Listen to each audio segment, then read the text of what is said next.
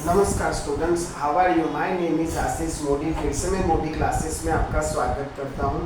Previous lecture में already हमने thermodynamic जो डिप्लोमा थर्ड सेम है और डिग्री में भी वो काम लगेगा, तो वो जरा ध्यान से देख लीजिएगा कि आपका डिग्री हो या डिप्लोमा हो, डिग्री और डिप्लोमा दोनों डिग्री के कोर्स में जो इंजीनियरिंग थर्मोडायनेमिक है, एफएमएचएम है, इनके ऑलरेडी फर्स्ट चैप्टर के विद एग्जाम्पल आपके जो वीडियो है वो मैंने अपलोड कर दिए हैं। तो जिन लोगों ने नहीं देखा है वो आई रिक्वेस्ट यू देख लीजिए।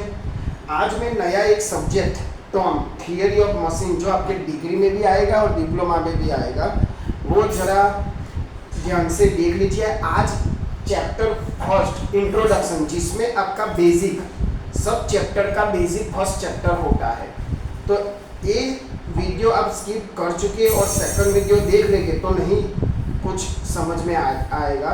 इसलिए I request you first scene of this chapter introduction, जैसे थर्मोडायनेमिक का इंट्रोडक्शन जिसमें कई सारा एंथैल्पी, एंट्रोपी, जियोफ्लो ऑफ द थर्मोडायनेमिक जैसे कई इंपॉर्टेंट टॉपिक है, एंथैल्पी, एंट्रोपी, इक्विलिब्रियम के टाइप्स, वो सब हमने अच्छी तरह से डिस्कस किए और उसके वीडियो भी मैंने अपलोड कर चुका हूँ। तो पहले आपके मिड सेम भी नजदीक है, तो पहले ये सब आप रिवाइज करो। सारे सब्जेक्ट का इंट्रोडक्शन तो आना ही चाहिए, भले जीटीओ के जो क्वेश्चन पेपर में उसका वेटेज कम हो, बट आपका जो फर्स्ट चैप्टर आपका क्लियर नहीं होगा ना, तो कोई क्लियर नहीं होगा। इसलिए सभी चैप्टर का फर्स्ट चैप्टर क्लियर करो। अब पहले तो what is the full form of term, यहाँ मैंने लिखा है TOM, but full form is the theory of machine. अब नाम ही ऐसा है जिसमें मशीन, मैकेनिज्म, कई सारे उसमें प्रोसेस आएंगे विद्यार्थी दोस्त, तो इसीलिए पहले आप उसका फुल फॉर्म समझ ले। क्या है भाई? Theory of machine. क्या है? Theory of machine. अब आप सोचोगे कि सर हमें क्या ओनली थियरी सीखनी है, प्रैक्टिकल कब आएगा? वो आपके लैब मैनुअल वर्कशॉप में आपको कॉलेज में सिखाएंगे, बट जीटीओ क्वेश्चन पेपर में जब 17 मार्क्स का थियरी का क्वेश्चन पेपर आता है तो उसमें थियरी काम लगेगी, आप सबको पता है। और मशीन, जिन लोगों ने एलिमेंट्स ऑफ मैकेनिकल इंजीनियरिंग नाम के सब्जेक्ट में मशीन के पार्ट्स बहुत सारा चीज आ गया है, तो पहले तो आपको ये आना चाहिए व्हाट इज मशीन। मशीन किसे बोलूँगा, क्या मैं किसी ऑब्जेक्ट को कब मशीन बोलूँगा, उसकी डेफिनेशन क्या है, उसका फंक्शन क्या है, वो समझ में आना चाहिए। और इस चैप्टर का इस सब्जेक्ट का फर्स्ट चैप्टर है motion and mechanism. Motion and mechanism of the first chapter name. अब देखो दोस्तों, नाम देखो कितना लॉजिकल है, आपको देख के ही पता चल जाएगा कितना सारा सीखना होगा। फंडामेंटल यहाँ रट्टा मारना, अभी तक जो आपने बस रट्टा मारा वो भूल जाए, इसमें रट्टा मारोगे कुछ भी याद नहीं रहेगा। इसीलिए पहले समझो और अपने हिसाब से कोई भी क्वेश्चन पेपर या कोई भी टेस्ट हो, मिड सेम हो, उसमें लिखने की कोशिश कीजिए। तो पहले हम समझते हैं व्हाट इज मशीन, क्योंकि जो चैप्टर फर्स्ट है उसमें बहुत सारी डेफिनेशन है, काइनेमेटिक, डायनेमेटिक, पेयर, लिंक, बहुत सारा है, बट इसके लिए पहले मशीन क्या है वो तो समझो। तो मशीन, कोई भी ऑब्जेक्ट को मैं मशीन कम बोलूँगा। जैसे आपके घर में, सभी के घर में फैन है, क्या fan is the one type of machine? कोई पूछे आपको वाइवा में, इंटरव्यू में पूछे कि चलो फैन इज द मशीन और नॉट, आप क्या उत्तर दोगे? साइकिल है सबके पास, क्या साइकिल मशीन बोलेंगे? तो आप बोलोगे सर हमें पता ही नहीं कि व्हाट इज मशीन, बस आप गप्पा मारोगे तो ये नहीं चलेगा। मशीन क्या है? मशीन है आपका जो डिवाइस, यानी a device which is convert the energy form, which is convert the energy form into another form, into useful form। जैसे कि समझा रहा हूँ ये क्या है यूजफुल फॉर्म। देखो ऐसा डिवाइस जो एनर्जी, अब एनर्जी क्या है भाई, वो भी हमारे, मैंने बोला ना, ये आप पहले रिवाइज करो। इंजीनियरिंग थर्मोडायनेमिक एचएम, उसमें मैंने वर्क, एनर्जी, पावर सारी डेफिनेशन मैंने सिखाई है। अगर आप डायरेक्ट ये लिखोगे तो नहीं चलेगा, इसलिए मैंने बेसिक पहले ये सब्जेक्ट करवाया। क्योंकि उसमें आप सारी डेफिनेशन अच्छे से करोगे तो समझ में आएगा। बोलोगे एनर्जी के कितने टाइप है, क्योंकि बहुत सारा एनर्जी है, एनर्जी के कई सारे टाइप है, बट जो सिंपल डेफिनेशन है वो क्या है, ability to do work, ability to do work, ability to do work.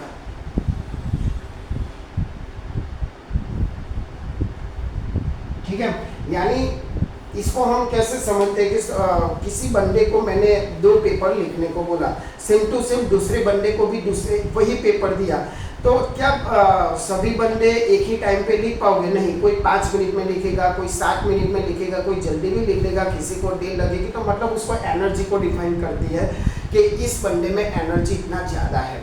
तो वही तो, और device which is convert the energy form into the useful form, यानी एक सिंपल आपका फैन का उदाहरण लो, आपके घर में सभी के घर में फैन होगा, पंखा होगा, हम उसको इलेक्ट्रिकल एनर्जी देंगे। जैसे आप स्विच चालू करोगे तो पंखों में जो भी मोटर है, कॉइल है, वो उसको क्या मिलेगी, इलेक्ट्रिकल एनर्जी। इलेक्ट्रिक से वो मैग्नेटिक में कन्वर्जन होगा, यानी कॉइल घूमेगी, घूमने के बाद उसके साथ जो मोटर है, विंग्स है, वो क्या करेगी, डिवाइडेशन का मतलब रोटेशन करेगी, यानी इनडायरेक्टली इलेक्ट्रिकल एनर्जी मिला मुझे विंड एनर्जी में, और रोटेशनल एनर्जी भी आप कह सकते हो, यानी जो मोटर है, पंखा है, वो किस में कन्वर्ट किया, इलेक्ट्रिकल एनर्जी, रोटेशनल एनर्जी, यानी fan is the one type of the machine. दूसरी बात मैंने साइकिल बोला था, तो साइकिल कैसी है, साइकिल को आप अपना फोर्स देते हो तब आपको मिलेगी काइनेटिक एनर्जी, यानी आपका muscular energy converted into the kinetic energy. तो वही हुआ, अगर कोई डिवाइस एक एनर्जी को दूसरी एनर्जी में कन्वर्ट करता है, यानी कि वो यूजफुल फॉर्म में कन्वर्जन कर देता है, उसको मैं क्या बोलूँगा, मशीन। समझ में आ गया? कोई भी पूछे इंटरव्यू वाइवा के व्हाट इज मशीन, तो आपका आना चाहिए कि सर जी जो भी डिवाइस आपका एक एनर्जी टू अनदर एनर्जी में कन्वर्ट करे, उसको मैं क्या बोलूँगा, मशीन। अब आते हैं हमारी थियरी ऑफ मशीन, यानी हमारे इस सब्जेक्ट में जितने भी मोस्ट ऑफ दी मशीन है, जितने भी मोस्ट ऑफ दी उसकी प्रोसीजर है, उसकी थियरी है, उसके बारे में वो कैसे काम करता है, to and motion, reciprocating motion, horizontal motion, vertical motion, वो सब यहाँ क्या करना है, डिस्कस करना है। सपोज के काटर, ठीक है, हमारे पास क्या है, काटर, कंची है, तो वो भी क्या है, एक लीवर पे काम करती है। आप सही से देखोगे तो जो लीवर है, ठीक है, उस पे वो क्या करेगी, काम करेगी अपनी काटर, ठीक है, वो भी क्या है, which is the one type of the motion है। चलो अब हमारा फर्स्ट चैप्टर है मोशन एंड मैकेनिज्म। अब मोशन के बारे में आप जानते हो स्टैंडर्ड 9 में आ गया है ऑलरेडी, स्टैंडर्ड 9। अगर आप डिग्री किया है, डिग्री में हो, तो अभी स्टैंडर्ड 11 में पार्ट 1 फिजिक्स सारा मोशन के बारे में है। तो जो लोग ओनली स्टैंडर्ड 10 के बाद यानी डिप्लोमा में है, उसके लिए ये बिजी होगा। तो जिन लोगों ने स्टैंडर्ड 9 मोशन वाला चैप्टर मिस कर चुका है, तो एक बार रिवाइज कर देना, तो ही इसमें समझ में, हालांकि मैं यहाँ करा दूंगा थोड़ा रिवीजन, बट आपको डिटेल में जानना है तो वहाँ एक बार विजिट कर लीजिएगा स्टैंडर्ड 9 फोर्स एंड मोशन वाला चैप्टर, ठीक है। और जो लोग डिग्री में है उनको स्टैंडर्ड 11 में पार्ट 1 फिजिक्स में आया है, तो आई रिक्वेस्ट यू वो सब रिवाइज करके आओ, डायरेक्ट ना आ जाओ कि चलो आ देगा कोई भी टीचर सिखा देगा, ऐसा नहीं होगा। आप किसी के पास जाओ, घर पे थोड़ा मेहनत तो करना ही पड़ेगा। बाकी ओनली कॉलेज और ट्यूशन पे डिपेंडेंट मत रहो, और 24 घंटे बाद आप बुक खोलोगे नहीं समझ में आएगा। आप हर रोज घर पे बैठ के भी रिवाइज करना जरूरी है, ठीक है। वो आप सब लोग पता ही कि अभी कॉलेज में हो आप, ठीक है, कैसा फिर लास्ट जो एग्जाम है उसमें कैसी दिक्कत आती है। आप 2 दिन पहले पढ़ने बैठोगे नहीं चलेगा, पहले से रिवाइज करना पड़ेगा, ठीक है। चलो तो हम चालू करते हैं पहले मोशन। तो मोशन में क्या है भाई, मोशन यानी कोई भी ऑब्जेक्ट, आप कैसे बोलोगे कि ये ऑब्जेक्ट मोशन में है। सिंपल सा सोचो कि आप कैसे सोचो बोलोगे कि ये ऑब्जेक्ट मोशन में है। तो कोई भी ऑब्जेक्ट आपका क्या बदलेगा, प्लेस चेंज करेगा। क्या करेगा, प्लेस चेंज करेगा विथ रिस्पेक्ट टू टाइम, यानी टाइम भी तो चलता रहता है, उसी हिसाब से आप अपनी प्लेस, जगह चेंज करोगे, उसको मैं क्या बोलूँगा कि वो ऑब्जेक्ट मोशन में है। समझ में आया? सिंपल, मैं अभी डिटेल में डीप में नहीं गया, जो आप रॉकेट साइंस समझ लो, ठीक है, ये सिंपल सी डेफिनेशन है कि what is motion and what is mechanism. तो place change with respect to time, with respect to time, उसको मैं क्या बोलूंगा, मोशन में है। ठीक है, अब मोशन नाम के चैप्टर में कई सारे टर्मिनोलॉजी आई है, distance, displacement, distance, displacement, velocity, speed, कई सारी टर्मिनोलॉजी आई है। बट इस चैप्टर में हमें कोई रोड पे जाते हुए ऑब्जेक्ट के बारे में नहीं डिस्कस करना है, हमें किसके बारे में ऑब्जेक्ट डिस्कस करना है, मशीन के बारे में। हमें किसके बारे में डिस्कस करना है, मशीन में कैसे कैसी मोशन होती है, कैसे कैसे डिस्टेंस कवर किया जाता है, डिस्प्लेसमेंट होता है। ये सब चैप्टर थे ना स्टैंडर्ड 9 में, वो कोई गाड़ी के बारे में था, कोई बॉल को आपने किक मारा उसी के बारे में था। बट यहाँ हमको क्या करना है, मैकेनिज्म में जो भी पार्ट्स होते हैं, जो हम इलेक्ट्रिकल एनर्जी या फोर्स से हम चलाते हैं, ठीक है, तो उसके बारे में हमें डिस्कस करना है। मोशन तो होती है बट आपके मशीन के अंडर पार्ट्स में वो कैसे मोशन होती है वो सब डिस्कस करना है। वो वाला मत समझ लेना कि बस में इतना यूनिफॉर्म मोशन, वो सब नहीं है। यहाँ ओनली है आपके मैकेनिज्म है, जो मशीन है कौन से मैकेनिज्म है। सिंपल सा एक उदाहरण दो कि आपके पास 4 व्हीलर हो या किसी की 4 व्हीलर हो, ठीक है, आप क्या करते हो, विंडो पे जैसे बटन दबाया तो विंडो का कांच ऊपर आता है, तो what is this, this is the mechanism, यानी लीवर, मैकेनिज्म, वो सब मिलके वो कांच को ऊपर उठाते हैं, वही मैकेनिज्म है। तो उसमें देखो मोशन है ऊपर और नीचे, वो कभी भी हॉरिजॉन्टल मोशन में देखा आपने क्या, वो 4 व्हीलर के कांच को हॉरिजॉन्टल मोशन में देखा, ओनली वो क्या करेगी, वर्टिकल मोशन करेगी, तो वही मोशन हुआ ना। तो वो कैसे हुआ वो सब हमें डिस्कस करना है।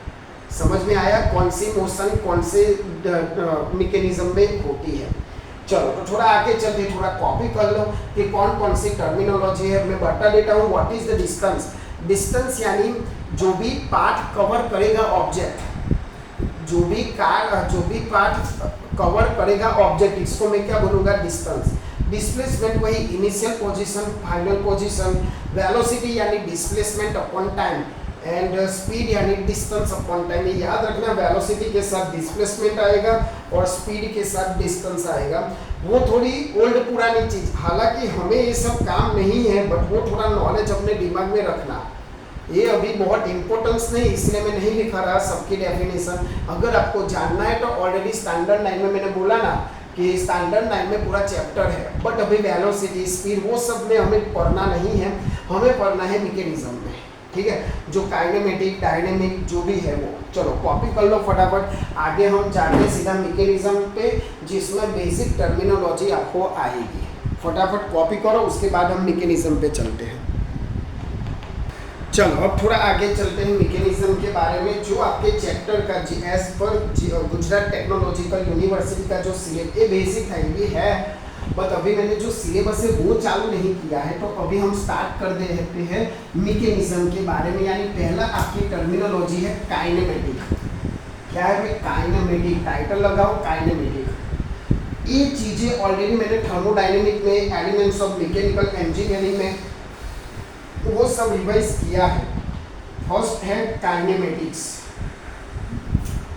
वो सब मोशन के बारे में ही है। दूसरा है डायनेमिक्स,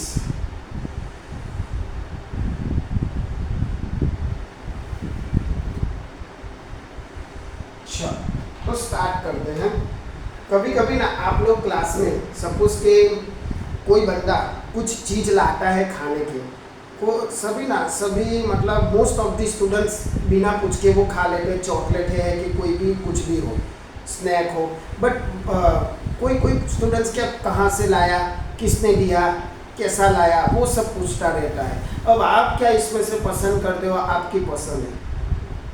तो वही चीज़ है काइनेमेटिक्स और डायनेमिक्स। काइनेमेटिक्स में क्या है, दोनों में मोशन तो होगी भाई, दोनों में क्या होगी, मोशन तो होगी, इसमें भी मोशन होगी, इसमें भी मोशन होगी। समझ में आया, वो खाने की चीज तो लाएगा, बट कई सारे स्टूडेंट्स क्या पूछेंगे कि कहाँ से लाया, कैसे लाया। तो यहाँ आपको मोशन क्यों होती है, कौन फोर्स लगा रहा है, वो हमें डिस्कस करना है। यानी स्टडी ऑफ फोर्सेस, कौन कौन से फोर्स लगा रहा है, स्टडी ऑफ फोर्सेस, वो हमें पूरा स्टडी करना है। और इसमें नो एनी स्टडी, कोई डिस्कस नहीं करना है, खाली कौन सी मोशन हो रही है उसके बारे में चर्चा करनी है। समझ में आया? Study, no study about forces, no study about forces. Motion हो रही है बट कहाँ से, कौन लगा रहा है वो नहीं, बट किस टाइप की मोशन है वो सभी डिस्कस करना है। सिंपल आपका ये कॉन्सेप्ट कि काइनेमेटिक किसे बोलेंगे, डायनेमिक किसे बोलेंगे, ठीक है। अब यहाँ जो मोशन है, ठीक है, कहाँ होगी, तो ये सारी मोशन कहाँ होगी भाई, ए हो या ए हो, किस में होगी, मैकेनिज्म में यानी मशीन में होगी। चलो मैं लिख देता हूँ मशीन पार्ट्स में।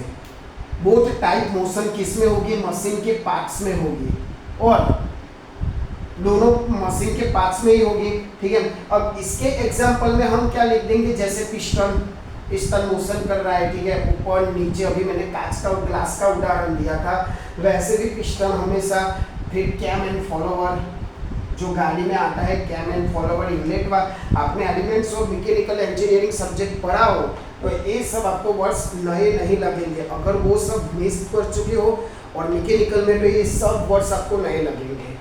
Cam and follower, cam and follower क्यों यूज होता है भाई, कोई बोलेगा, कमेंट करेगा कोई कि what is the cam and follower. Cam and follower आपके जो क्रैंक केस है उसके साथ रिलेटेड है और वो सीधा जाता है connection inlet valve and open valve, यानी ये जब ऊपर नीचे होता है तब इनलेट वाल्व कब क्लोज होना है, कब बंद होता है with respect to exhaust valve, वो सब कंट्रोल होता है कैम एंड फॉलोवर से, जो 2 स्ट्रोक 4 स्ट्रोक बाइक में यूज होता है, ठीक है। चलो ये सब हो गया उसके एग्जाम्पल के, उसमें क्या स्टडी करना है क्या नहीं करना है। उसके बाद हम जाते हैं सीधा डायनेमिक्स में, जिसमें आपको फोर्स कहाँ से प्रोड्यूस होता है, from where force is produce, जो मोशन प्रोड्यूस करने के लिए रिस्पॉन्सिबल है वो हमें जानना है, ठीक है। Where force is produce, example, उसके एग्जाम्पल कोई कनेक्टिंग रोड ले लो, कई सारे कनेक्टिंग रोड, तो एक इसका एग्जाम्पल होगा। तो ये वो आपका बेसिक काइनेमेटिक डायनेमिक किसे बोलेंगे, फटाफट लिख लो, हम आगे फिर चलते हैं कि कहाँ से होंगे ये सब forces.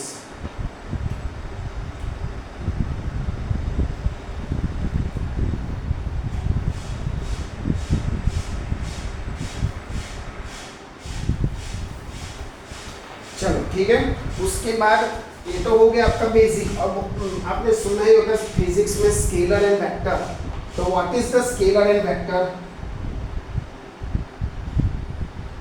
Scalar vector, scalar and vector क्या है भाई, तो स्केलर यानी जिसमें हमें ओनली क्या चाहिए, वैल्यू चाहिए, इसमें क्या चाहिए, मैग्नीट्यूड और वैल्यू और मैग्नीट्यूड, ठीक है, ये चाहिए, उसको डायरेक्शन से कुछ लेना देना नहीं है, उसको डायरेक्शन के साथ कुछ लेना देना नहीं है, ओनली क्या है, वैल्यू चाहिए। जैसे टेम्परेचर की हमें क्या चाहिए, ओनली वैल्यू चाहिए, ठीक है। प्रेशर की वैल्यू चाहिए कि इतना प्रेशर लग रहा है, टेम्परेचर इतना टेम्परेचर है, तो मास है, तो वो सब ओनली स्केलर, और ये ऑलरेडी फिजिक्स में आप लोग फर्स्ट सेम में आ गया है, ठीक है, तो वो जरा याद कर लीजिएगा, अगर नहीं है तो रिवाइज करो। वेक्टर में दोनों चीज चाहिए, कौन सी चीज चाहिए, वैल्यू भी चाहिए, मैग्नीट्यूड भी चाहिए और डायरेक्शन भी चाहिए कि कौन सी डायरेक्शन में लग रहा है, जैसे फोर्स है, मोमेंटम है, तो दोनों चीज चाहिए, वैल्यू एंड मोमेंटम। तो इसके बारे में कोई भी इंटरव्यूअर पूछे तो आना चाहिए भाई, ऐसा नहीं कि चलो बैठे रहो खड़े रहो, वैल्यू और डायरेक्शन दोनों चाहिए, जिसमें कौन कौन सी है, क्वांटिटी फोर्स होगा, मोमेंटम होगा, वेलोसिटी होगा, फोर्स, मोमेंटम, वेलोसिटी, ठीक है। तो ये सारे चीज यहाँ होगी, तो ध्यान रखना भाई यहाँ क्या चीज है, स्केलर वेक्टर यानी वैल्यू, डायरेक्शन उसमें होगा जिसमें आपका फोर्स, मोमेंटम, वेलोसिटी, ऐसी कई सारी चीजें हैं जो आपको क्या है, वेक्टर टाइप की। दूसरा है स्केलर, तो उसमें खाली वैल्यू चाहिए, मैग्नीट्यूड चाहिए, चाहे टेम्परेचर और एरिया, ठीक है, समझ में आया। एकदम बेसिक चीज़ें हैं, उसमें कोई डाउट भी नहीं होना चाहिए। अगर कोई भी हो तो कमेंट कर देना, समझा दूंगा डिटेल में। बट इस चैप्टर में जो काम की चीज़ है वो स्टार्ट हो चुकी है। जो काइनेमेटिक्स है, डायनेमिक्स है, उसके रिलेटेड है स्केलर एंड वेक्टर के बारे में, value, direction, force, momentum, velocity. ठीक है, अब आएगा जो बेसिक फिजिक्स का फंडा है, फ्रिक्शन है, मोमेंटम है। क्या है फ्रिक्शन भाई, बोलो what is the friction? Friction किसके लिए प्रोड्यूस होगा, कहाँ प्रोड्यूस होगा, क्यों प्रोड्यूस होगा, वो सब आना चाहिए। पहले कॉपी करो, उसके बाद हम आगे चलते हैं। What is friction? चल आगे चलते हैं हम लोग सीधा। अब जो आगे फ्रिक्शन के बारे में है, लीनियर वेलोसिटी, फिर लीनियर एक्सेलरेशन, वो सब इसमें कवर हो जाएगा आपका। तो बने रहिए साथ में, ठीक है।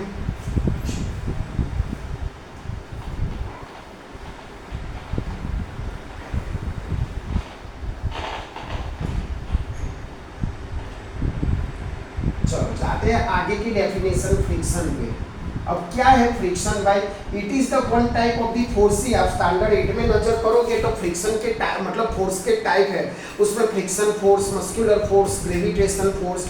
ठीक है, तो हमारे जो मशीन के रिलेटेड है वो फ्रिक्शन होगा।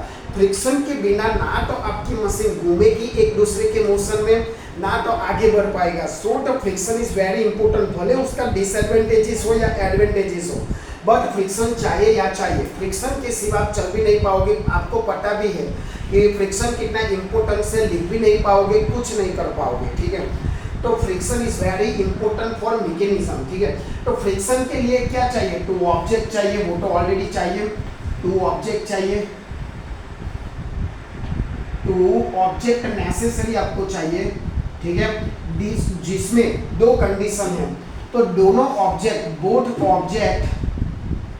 both objects are in opposite motion, motion में होना चाहिए। और कैसी दोनों की मोशन होनी चाहिए? अपोजिट होनी चाहिए।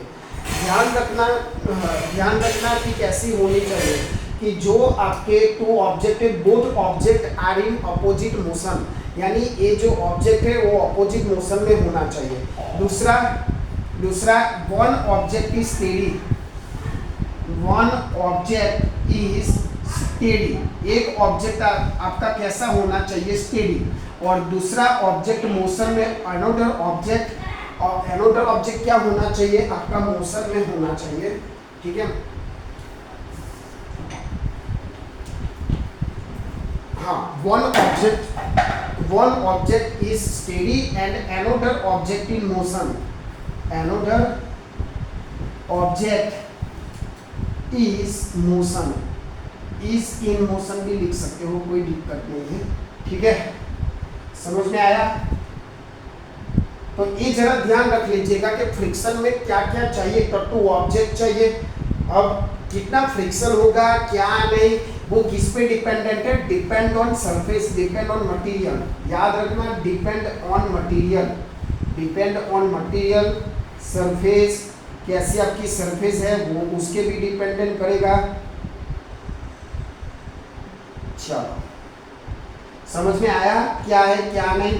दूसरा, फ्रिक्शन की कई सारे टाइप्स है, kinetic friction, sliding friction, static friction. याद रखना, फ्रिक्शन के कई सारे टाइप है। देखो, स्टैटिक फ्रिक्शन, दूसरा limiting friction,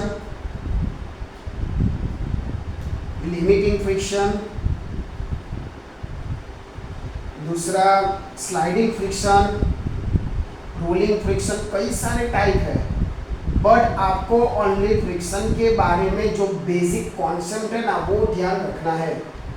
sliding, rolling friction, कई सारे फ्रिक्शन है और उसमें डिपेंडेंट करता है कांटेक्ट, किस टाइप का कांटेक्ट है। कांटेक्ट टू टाइप का होता है, पॉइंट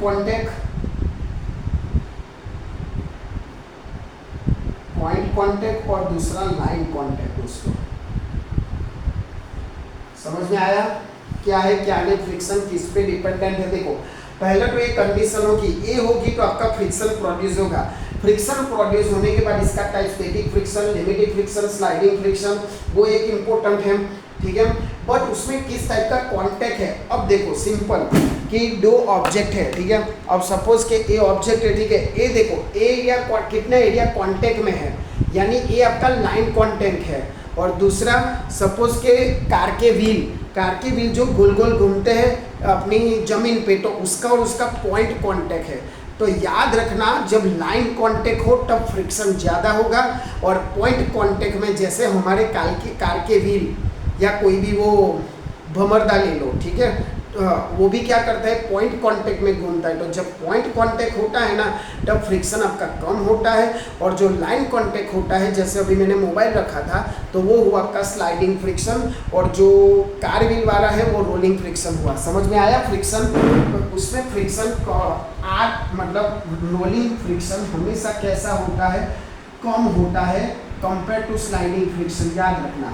क्योंकि रोलिंग फ्रिक्शन किसमें आता है, पॉइंट कांटेक्ट। याद रखना किन टाइप का कांटेक्ट है, ये आपका पॉइंट कांटेक्ट और ये आपका लाइन कांटेक्ट। याद रखना भाई, ये सब छोटी छोटी चीजें, हालांकि इसके क्वेश्चन नहीं आएंगे बट वाइवा इंटरव्यू जो आगे आएगी कई सारी मोशन इसमें ही काम लगेगा, ठीक है।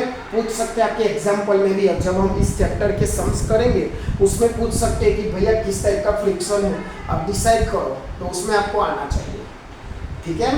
तो ये है आपका सिंपल सा फ्रिक्शन के बारे में, जरा अच्छे से लिख दीजिए। तो ये रहा आपके फ्रिक्शन की कई सारे type, point contact, line contact, ठीक है। तो इस चैप्टर इस लेक्चर में इतना रखते हैं। बाकी के जो फ्रिक्शन के साथ जो भी आपका दूसरा टॉपिक है जैसे linear velocity, linear acceleration, kinetic energy, kinematic pair, वो सब हम दूसरे पार्ट 2 में देखेंगे। बट यहाँ तक सब कुछ क्लियर कर देना आप लोग, बाकी नहीं कुछ मेल पड़ेगा भाई। मिड सेम आने वाली है, सारे सब्जेक्ट में भाई एक एक चैप्टर तो आपका बेसिक होना ही चाहिए। तो ठीक है, ये इस लेक्चर में इतना रखते हैं। बाकी का हम लोग कहाँ देखते हैं, पार्ट 2 में लीनियर वेलोसिटी से स्टार्ट होगा। But I request you student यहाँ तक आप रिवाइज कर देना और अपने दोस्तों तक भी पहुँचाओ, चैनल को आगे बढ़ाओ, ताकि जो मुझे भी प्रोत्साहन मिले और कुछ नया आपके लिए करने को कुछ उत्साहित हो।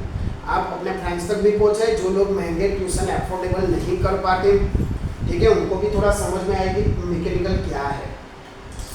तो हर बार की तरह आप ऐसा काम करो कि दुनिया करना चाहे आपके जैसा। जय हिंद, जय भारत।